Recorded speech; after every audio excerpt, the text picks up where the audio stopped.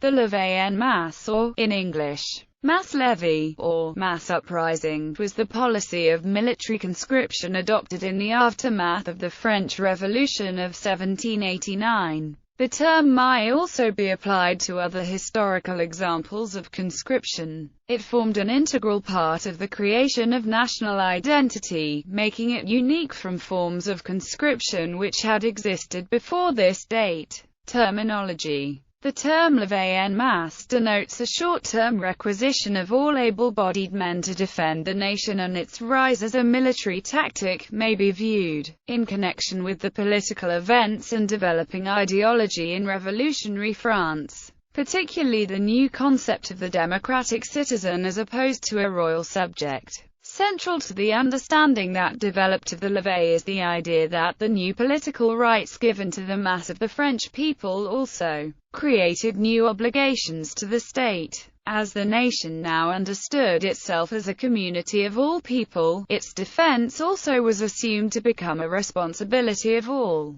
Thus, the levée en masse was created and understood as a means to defend the nation by the nation. Historically, the levée en masse heralded the age of the People's War and displaced restricted forms of warfare, such as the cabinet wars, when armies of professional soldiers fought without the general participation of the population. French Revolutionary Wars. The first modern use of levée en masse occurred during the French Revolutionary Wars. Under the ancient regime, there had been some conscription to a militia, milice, to supplement the large standing army in times of war. This had proven unpopular with the peasant communities on which it fell, and was one of their grievances which they expected to be addressed by the French Estates General, when it were convened in 1789 to put the French monarchy on a sounder footing. When this led instead to the French Revolution, the milice was duly abolished by the National Assembly. The progression of the revolution came to produce friction between France and its European neighbors,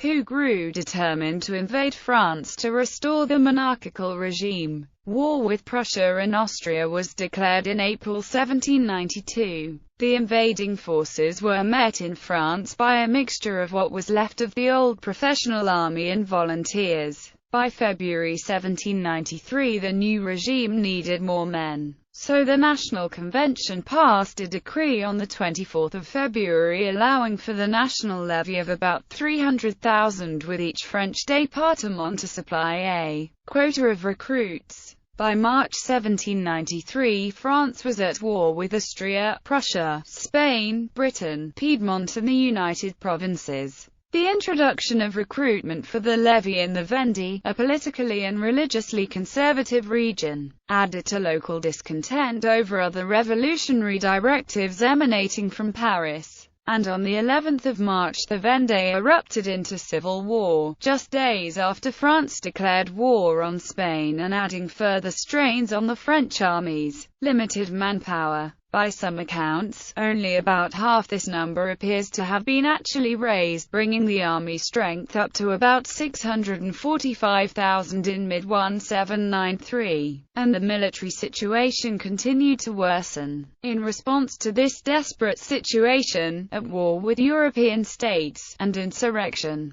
a levée en masse was decreed by the National Convention on 23 August 1793 in ringing terms, beginning from this moment until such time as its enemies shall have been driven from the soil of the Republic. All Frenchmen are in permanent requisition for the services of the armies. The young men shall fight, the married men shall forge arms and transport provisions, the women shall make tents and clothes and shall serve in the hospitals, the children shall turn old lint into linen, the old men shall betake themselves to the public squares in order to arouse the courage of the warriors and preach hatred of kings and the unity of the Republic. All unmarried able-bodied men between 18 and 25 were requisitioned with immediate effect for military service. This significantly increased the number of men in the army, reaching a peak of about 1,500,000 in September 1794, although the actual fighting strength probably peaked at no more than 800,000. In addition, as the decree suggests, Much of the civilian population was turned towards supporting the armies through armaments production and other war industries, as well as supplying food and provisions to the front. As Barrère put it,